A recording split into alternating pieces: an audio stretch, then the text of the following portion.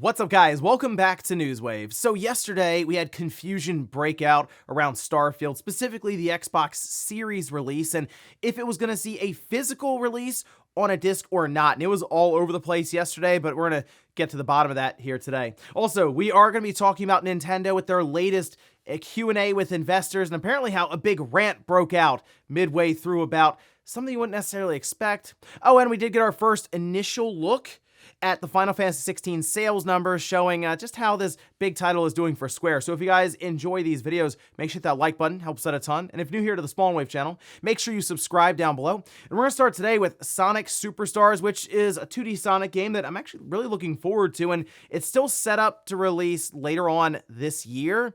And we're starting to see the release calendar really fill up, especially in October. So I figure as long as this game doesn't release, like mid-October, we should be okay. Well, take a look. This posted up over on Twitter from Wario64 as people started to spot that the release date appeared to show up on a couple of different retailers. Sonic Superstars releases October 17th, according to GameStop and Target. That week is ridiculous right now for games. I mean, we talked recently about Spider-Man 2 and Mario Wonder, that coming out on the same day, October 20th. Oh yeah, 3 days before that, Sonic Superstars. Again, October looking absolutely packed. I mean, really, the second half of this year is starting to fill up big time, and just 2023 in general. So now we have what looks to be a pretty cool 2D Sonic game releasing. That's pretty much all original, right?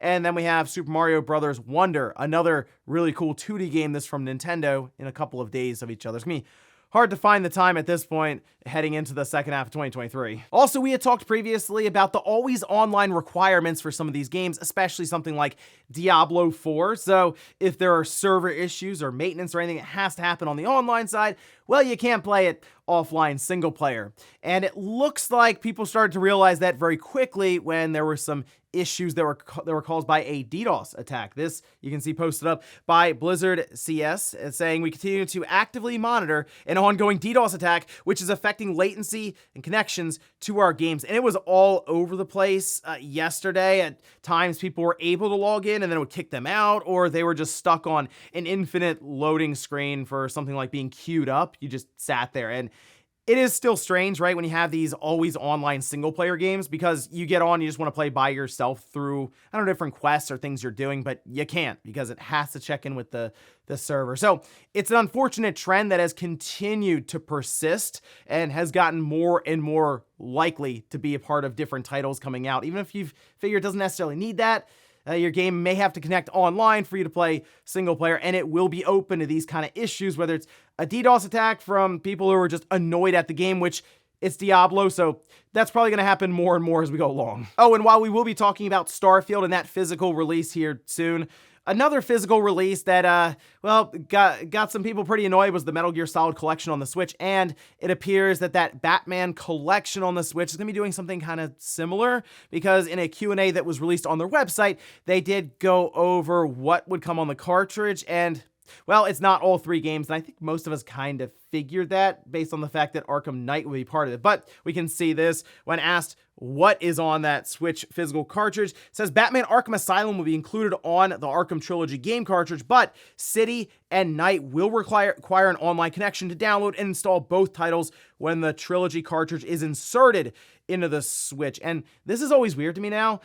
I don't really know why you would buy this physically then, because you still need the cartridge installed, like actually inserted into the system, to play what are basically digital versions of Arkham Knight and Arkham City. And City is really good, so I feel like I'd rather just get those digitally at that point and not have to switch out a cartridge to play them when they're just downloaded to the system anyway. And that unfortunately kind of negates the biggest strength of the Switch, which is that when you get a cartridge and everything's on there, you just pop it in and it just works. You don't necessarily have to worry about an online connection or anything. So hopefully Nintendo can figure out their storage medium situation going into next generation, so we don't have to hear about how much of any one game or collection is actually available on that physical media. And guys, with some of the quick news out of the way, let's get into the bigger stuff. Let's start right away with confusion that hits Starfield, which is a massive release coming up for Microsoft and Bethesda and the Xbox Series system.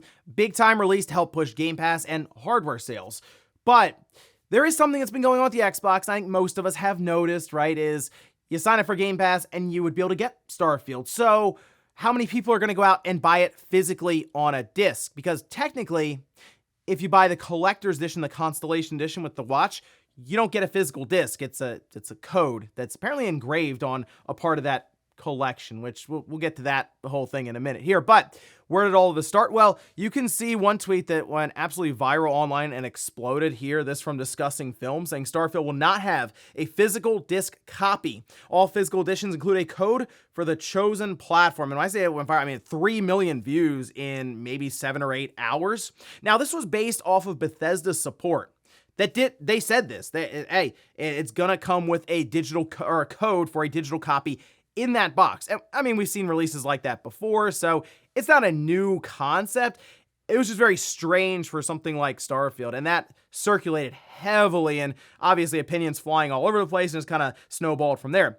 However, Bethesda support deleted their comment, and then we can actually see this here where Wario64 did screen capture it. So, I mean, there is evidence of that happening. But Bethesda Espanol did come out and correct this. And they said standard editions of Starfield will have a disc, while the Constellation edition has an engraved code on a collector's item. Okay, so now according to Bethesda, different account, regional account, it will have a disc inside of that box if you choose to buy it at retail, which again, good for people who like to collect physically. Now, how much of the game is on that disc? We're assuming all of it minus whatever they end up doing day one. There'll be a day one patch, right? We all kind of figured that. The thing with the Constellation edition that's so strange to me, and it's Sony does this too, with that, like Spider-Man 2 won't have a physical copy of the game in the box. God of War did this. I feel like they do it because of really probably why Microsoft is doing it as well, which is they have a console on the market that doesn't take discs. So instead of having to make 2 different versions of the collector's edition, one and you just get a digital code. But you feel like if you're selling somebody a big collector's box, they should probably get a disc as well, since they're paying $200 or $300. And let's face it, they're already involved with the collecting scene, and they understand that they need quite a bit of room on their shelf for whatever comes with it. A game disc isn't a big deal for them to pop up there. But the thing that's so interesting about this is, as this was circulating around before it was confirmed by Bethesda that there would be a disc involved with the game's release, people were kind of like, yeah, I mean, I'm going to get it on Game Pass anyway. Basically, on the Xbox side, I do wonder what that physical digital split is at this time with Game Pass being involved, and how much longer until maybe they just don't ship a disc. It does kind of feel like it's already working in that direction, which it is. I noticed this, especially the newer generation coming in. They're fine with digital copies of all of their games, and we see it with the physical to digital split with some of these fiscal reports. It's like 70-30, 80-20 in some quarters, so I feel like probably in the next 2 or 3 years, it won't be weird when a big title comes out and it's just a code in a box, and they're basically just shipping it out to stores to sell with that retail front. But how much longer until they don't ship out to retail anymore and it's just all digital? So at least for now, there will be a disc that you can purchase for Starfield. For now. Next up, let's talk about Nintendo's gathering of the shareholders, where they did Q&A. So basically, investors were able to ask executives face-to-face about different things going on in the business, future plans, all of this, right? You feel like they would show up to ask about specifically like money situation there. What are their plans to be more profitable going forward to benefit the investor, right? Maybe even, hey, what's going on with new hardware? What can we line up here with different partner deals, big brands? Or you can ask about customization in Splatoon 3. And that's exactly what happened. We can see this posted up by VGC, who sort of went through and kind of chronicled the entire story here, as one person paid apparently 512,000 yen, or $3,570, to stand up in front of executives at Nintendo, so Shintaro Furukawa, and talk about how unhappy they were with the number of customization options available to male characters in Splatoon 3. Apparently, they ranted for quite a while about hairstyles, emotes, and other things compared to what's available to female characters. And at one point, Furukawa basically said, hey, you're going a little long here, and they decided to keep talking through all of that and just keep going with their rant about Splatoon 3.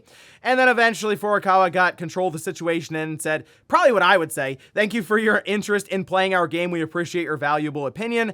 Basically saying, I didn't hear a word you just said to me. I just needed this to end so we can go on to the next person. And we did eventually find out on Twitter who this person is. It's Haru Katako, and they went on to describe exactly what they had done here. And I have a few questions. One, it only cost $3,500 to walk into their investors meeting, stand up and ask them whatever you want. That feels cheaper than last time we talked about this, where someone spent about $40,000 to buy shares of Nintendo to be present, and at least they asked about F-Zero. So that was my other thing. You spend that kind of money, right? You spend the time getting there, and you ask about Splatoon 3 customization. Like, you could have asked about all kinds of other stuff, like F-Zero. Like, you couldn't have gone, hey, when's Star Fox getting anything for this, like anything at all? When is Star Fox getting a release? Instead, Splatoon 3 customization, it's very odd. It's not necessarily something I would have asked. I understand Splatoon 3 is incredibly popular in Japan, but just anything else, right? Either way, it seems like it was a whole deal during that Nintendo briefing, and I do wonder if that's something that will be translated and released, because Nintendo does transcribe all this stuff. I assume they won't get the entire diatribe about the Splatoon 3 customization, but they'll get some form of it in there with the response that Furukawa gave here to move things along. But I will keep you guys updated when that transcription gets and translation gets released officially by Nintendo, see if there's anything actually important in there. Next up, let's talk about Final Fantasy 16 and some of the initial sales that were reported through the UK, and this was posted by Christopher Dring on Twitter from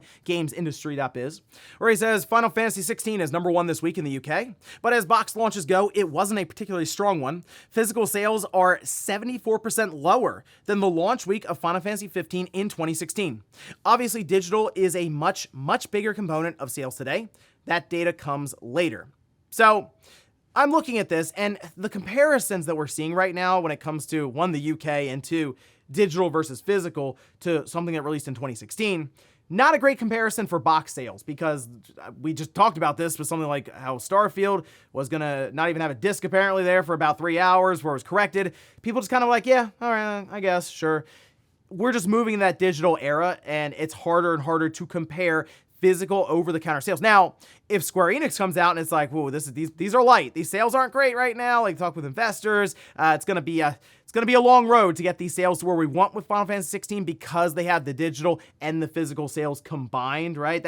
Then I think there'll be a bit more you can read from that. But even there, we kind of heard from Square Enix that this was going to be something they were going to be selling over the long run, considering they're selling to an install size for the PS5 that is smaller than, I guess, what they had with the PS4 and the Xbox One when Final Fantasy 15 came out. So 16, long-term project more or less, but I still think we need more information, especially in places like Japan, and definitely in the NPD with the US. So definitely our first look here, but unfortunately not necessarily very confirming data one way or the other if this is a good start for Final Fantasy 16 or a poor start. So we'll keep up to date, and while we have the Famitsu sales starts coming up in a couple of days, we'll see how it did there. And in our last bit of news, let's talk about day 2 for the FTC, Microsoft, and Sony. Of course, all around that Activision Blizzard deal. And, well, it was an interesting day. Phil Spencer did take the stand, and a lot of questions were flying all over that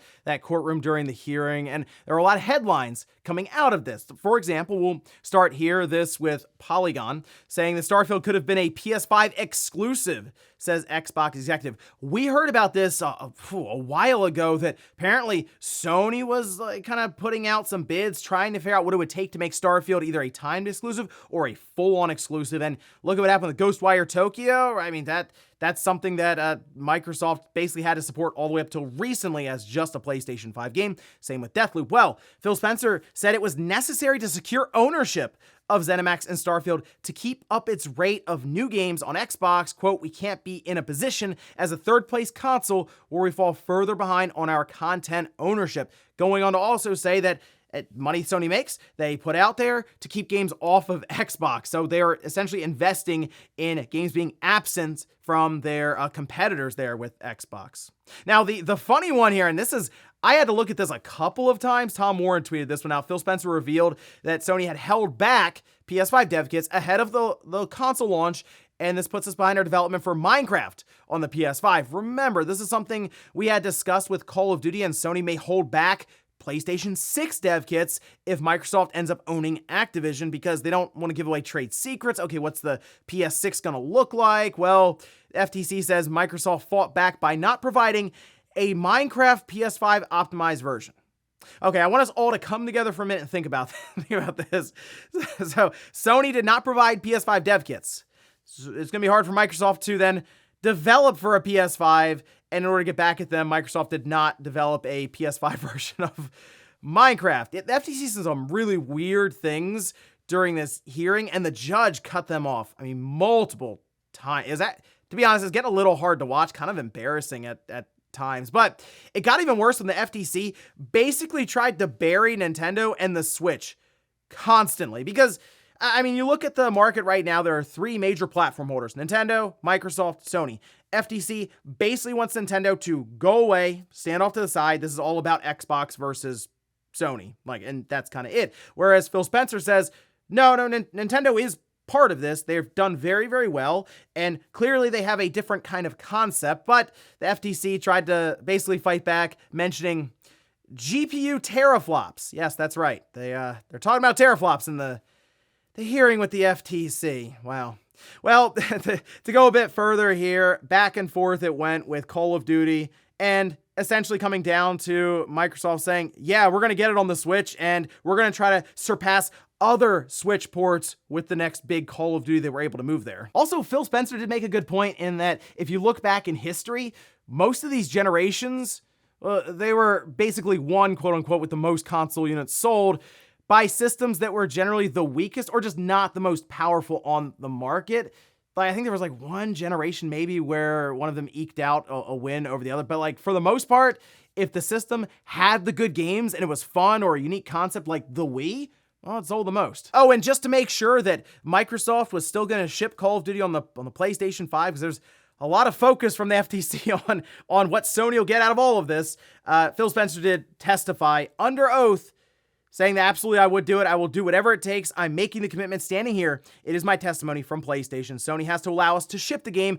We will continue to ship future versions of Call of Duty on PlayStation 5. And then after that, it got kind of weird because the FTC was trying to ask if they would ship it for free on PlayStation, and then the judge cut him off again. So not a great day for the FTC, but remember, what they're trying to do here isn't necessarily win the case now against Microsoft. They're just trying to get a temporary injunction so that they can get more information together to then come back to the courtroom in another hearing, I believe, later on this year. But that alone would really throw a wrench into Microsoft plans as they are trying to close this entire deal by next month in July. So while it didn't look great for the FTC over the last couple of days, there's still the rest of this week until we get closing arguments. I believe that's Thursday or Friday. So interesting stuff, a lot of information flying around, and I'll keep you guys up to date on some of the highlights. And before we go to the comment of the day, we're gonna take a look at the poll that I posted up yesterday, where I ask, are you buying a physical disc copy of Starfield, provided it does ship with one? It obviously is shipping with one now. That was one of the things we're going all over the place online. But 77% say no,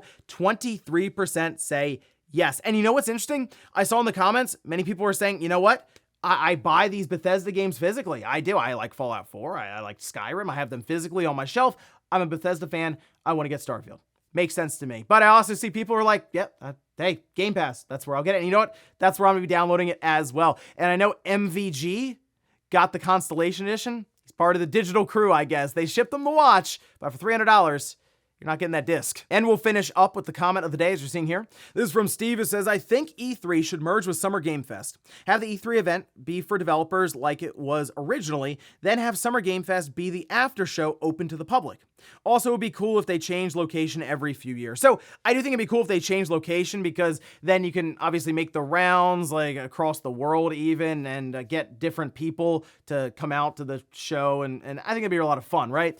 The issue you're going to run into here is Summer Game Fest really doesn't need E3, and E3 probably doesn't want to take on Summer Game Fest. I feel like there was, I don't say bad blood, but I don't think they necessarily would mesh well together. I will say I believe there are a lot of egos there on the ESA and with Jeff Keighley and Summer Game Fest, and I do believe Summer Game Fest is just working to become the E3 replacement at this point. E3 would then just be more of a branding thing, and I don't really know, even if it went away, if Jeff Keighley would want to use that, he'd probably just want to keep his Summer Game Fest stuff, because even like this past month, there were closed door like showcases and things that happened, like Armored Core, all that under embargo until a certain time when everyone could show it off and talk about it, which took place at Summer Game Fest. So who knows, maybe 10 years from now, we talk about E3 with the newer generation of gamers coming up, our kids or something, and we're like, yeah, E3 was a different time back then, right? But now Summer Game Fest, that's what we have to look forward to every June. And ladies and gentlemen, that's going to do it here for Newswave. If you enjoyed this video, guys, hit that like button. If not, hit the dislike. Leave comments down below about everything we talked about here too. Is Starfield, are you picking it up physically on disc? Are you downloading it on Game Pass, or are you just getting it digital? Let me know. And also, what about Final Fantasy 16 and some of the initial sales indicators? Did you pick it up, and what do you think about it so far? And then Nintendo, having someone rant at them about Splatoon 3 customization options. If you had the chance to stand in front of executives at one of these investor meetings with Nintendo, what would you ask them? Thanks guys for watching, and I'll see you next time.